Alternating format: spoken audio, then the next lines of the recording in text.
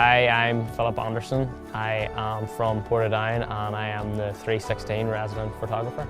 My favourite thing about 316 football, I suppose not actually being a footballer, is the buzz about it. Like a Tuesday night, this place is packed out, there's loads of people here, sort of the banter on the Facebook and stuff, and I suppose like it's totally different to any other football league most people will play in. It's run really well, and it's just all the games are played in a good heart. I became a Christian at a pretty young age. I've gone to Edenderry Presbyterian Church in Portadown most of my life, and it was one summer when I was about 6 years old or so. I was at the Holiday Bible Club at the church there, and I remember coming out of it and getting into my parents picking me up, getting into the car, and my sister was there too. And don't know where we were going, but I remember saying to her in the car, you know, how do I give my life to God? And it was through a guy at sort of the Holiday Bible Club that taught us, a guy called Pat Kitchen, who worked with CEF.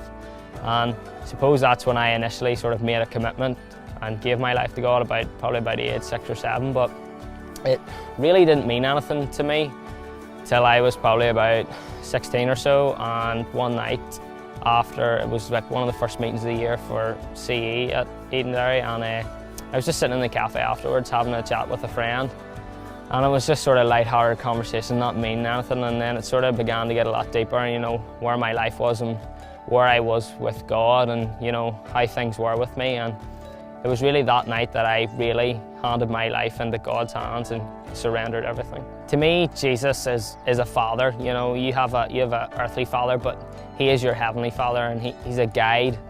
And he's your leader, I suppose. He's your captain in football terms, and he's there to look after you. And Christianity is not necessarily about, you know, as soon as you give your life to God, that all of a sudden that your life is just becoming instantly better. It's not about that.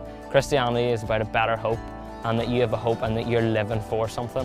When you give your life to God, you've got to move away from your sin and make God, you know, number one in your life. You have to be determined to live differently in the future, and you have to stop living as you are and just surrender everything to God.